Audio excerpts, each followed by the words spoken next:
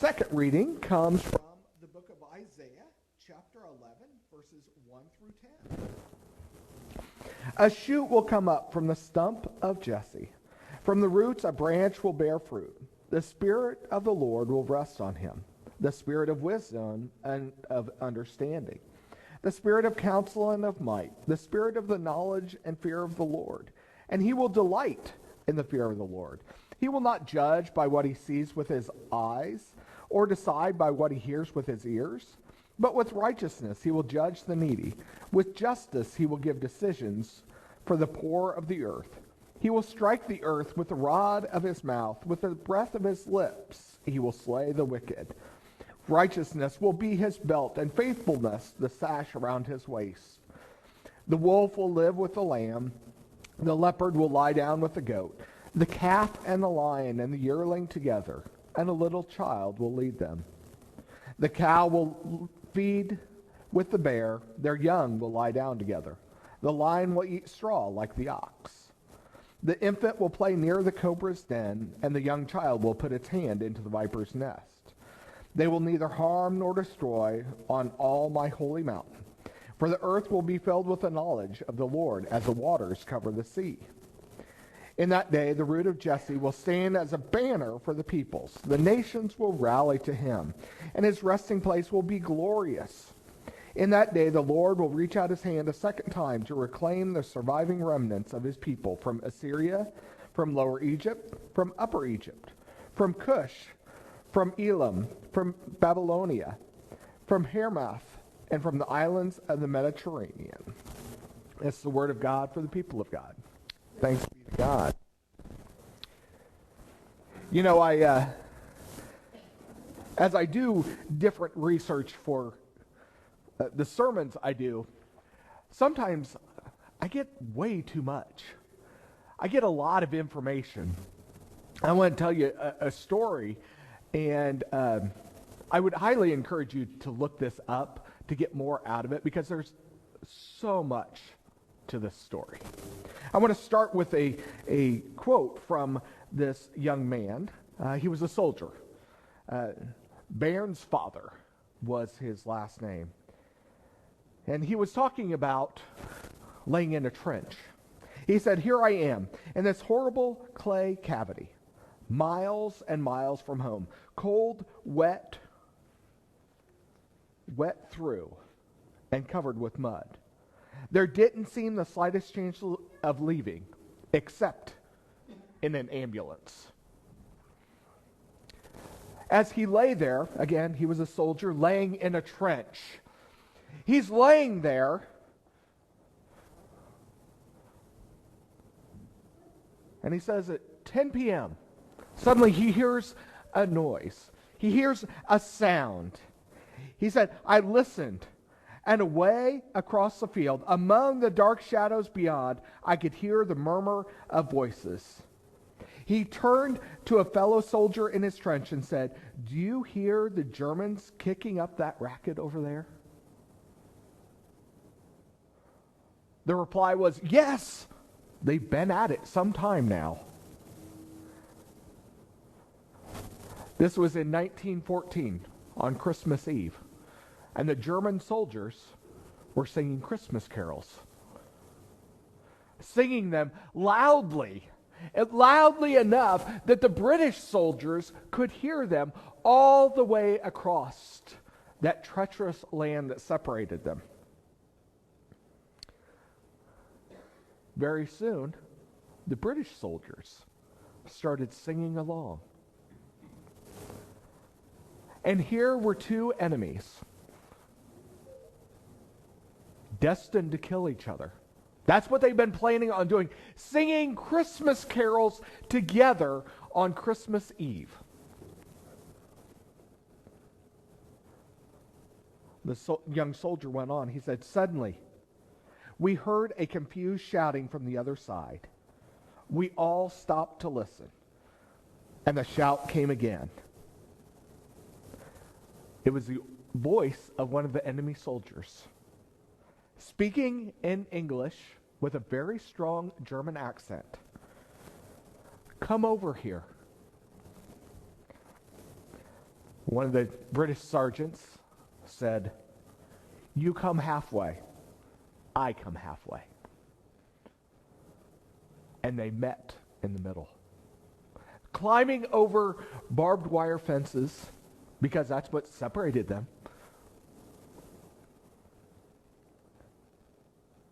The soldier said, here they were, the actual practical soldiers of the German army. There was not an atom of hate on either side. Again, I would highly encourage you to read more of this story. It's an amazing story. There's books of these soldiers' documentation, of diaries and notes that they sent from both sides, German and British. But understand that on Christmas Eve, 1914, small groups of French, German, Belgian, and British soldiers held impromptu ceasefires all along the Western Front. And there was actually reports of this happening on the Eastern Front as well. Again, I want to share another quote by John Ferguson, another British soldier. Here we were laughing and chatting to men whom only a few hours before we were trying to kill.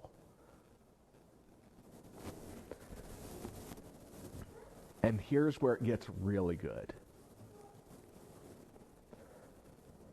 The ball appeared from somewhere. I don't know where. They made up some goals, and one fellow went in one goal, and then it was just a general kickabout. I would think there were about a couple hundred taking part. Right in the middle of the battlefield, where they've been trying to kill each other. Where friends, brothers, had died. These two armies joined together and played soccer.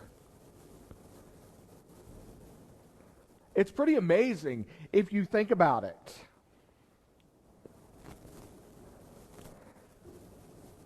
One German soldier is quoted as saying, "Today we have peace. Tomorrow you fight for your country, I fight for mine. Good luck."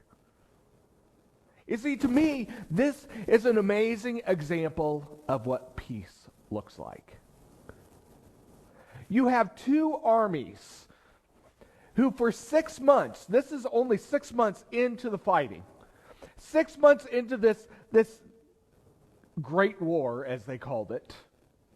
Great because it was big, not because it was wonderful, of course. 6 months into this, they had been trying to kill each other. They had been suffering. They had been struggling. And Christmas brought them together. Christmas carols brought them together. Can you imagine how amazing it was to see? But the thing, we don't really talk about it. I couldn't find anything in the articles anywhere or any of the documentation. Who was the first one? Who was the first one to stand up out of that trench and start walking across? Because to me, even though the German soldiers had been the first to shout across to come over and to meet, one of them, whether German and British, we don't know. One of them decided to be the peacemaker. One of them decided, I'm going to trust that person over there. That person who a few hours ago was trying to kill me, I'm going to trust him with my life. I am going to make peace, even if it's just for a few hours. I am going to make peace. I am going to risk my life for peace. That's what we need nowadays. And nowadays, it's not about risking your lives for peace. We don't really have that level of danger, I don't think. But we have the risk of ego. We have the risk of reputation. We have the risk of our status. That's what we risk when we reach out to be peacemakers, when it doesn't seem like, well, it's really worth it. But peace is worth it. Peace is worth it. Christ came to this earth to bring peace. And yes, he risked his life. He risked his reputation. He risked everything that he had to be a peacemaker. And I don't think it's that big a challenge for us to do the same thing. And yeah, all we got to do is risk our ego, our reputation. We have to be willing to say, you know what? I don't care if you're right or I'm right. I want to make peace. Now, there are certain things, obviously, we should not give up for peace. The gospel, we're not going to waver on that. I'll fight somebody on that one. But the rest of the stuff really doesn't make that much of a difference, does it? And yet, we get all worked up about it. We get worked up about silly little things that don't make much of a difference.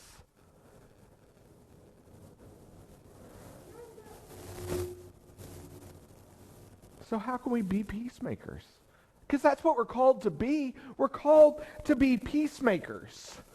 We're called to make peace. We're supposed to follow the example of Christ, and we are unwilling to do that. I saw a quote just this week, and I apologize, I don't remember who said it, but the thing was, it said, we go to church and we worship. I'm going to be paraphrasing here. We go to church to worship, which is great. Don't get me wrong. We should worship Jesus Christ. We should worship God. We should show reverence to the Holy Spirit. But did you notice throughout the entire Scriptures, Christ never calls us to worship him? He calls us to follow him. And that's where I think we have a tendency to fall short. He never, ever once says, worship me. He does say time and time again to follow me. That means following him to be a peacemaker, to stand as a signal, as a symbol of peace. It doesn't matter if somebody is against you or not. If you stand as a signal, as a banner of peace, it will happen.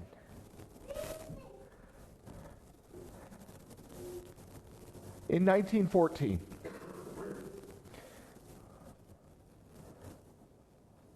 according to Time magazine, they did some research. And on the 100th anniversary of that ceasefire, they said that approximately 100,000 people took part in that peace, that ceasefire. 100,000 soldiers trained, ordered to kill, took part in peace.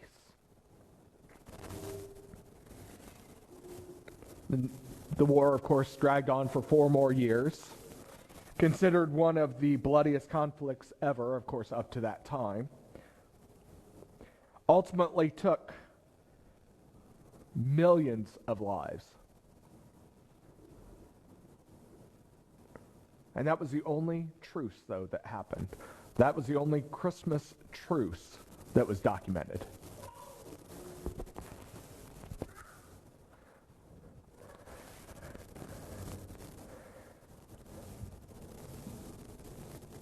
This is a statue that's up in England. If you don't recognize the silhouettes, that's a German soldier. That's a British soldier. And right there in between them is a soccer ball. It's a statue standing as a symbol to commemorate that peace that happened. In fact, in 2014, on the 100th anniversary, the English and German nationals held another soccer game to commemorate those impromptu games. And in fact, there wasn't only one soccer game that happened on that day in 1914. There was actually multiple ones that happened. You see, the British and the German soldiers, they had a soccer ball as a banner, as a symbol, as a signal to commemorate peace. We have something better. We have it in the form of a person, in Jesus Christ. And what's great is he invites us to be a signal too, a banner too, a symbol too of peace. He invites us to be just like him. But, and this is the problem we have, isn't it? We have to deny ourselves. That means status, ego, all that other junk has to go off to the side if we want to actually be like him, like he calls us to be, like he wants us to be, because that's what's going to change the world. Worshiping Jesus Christ is a wonderful thing to do, and obviously I enjoy it. I'm here. I want to worship him too. But if we are just worshiping him, not following him, it's pointless. There's no reason for us to be here. We need to be a symbol, a signal. Flashing lights, showing what peace looks like. We could easily lash out. That's easy. But we need to be the peacemakers. We need to be the ones that bring peace, even when it's tough, especially when it's tough. So I ask you, for your challenge this week, how are you being peacemakers? How are you showing yourself as a peacemaker? And are there places you can step out in peace? It's going to be tough, isn't it? If it was easy, everybody'd do it. But that's what we need to do. We need to be the peacemakers that this world needs. Because this world is trying to tear itself apart. So what can we do to be the peacemakers? Let's bow our heads.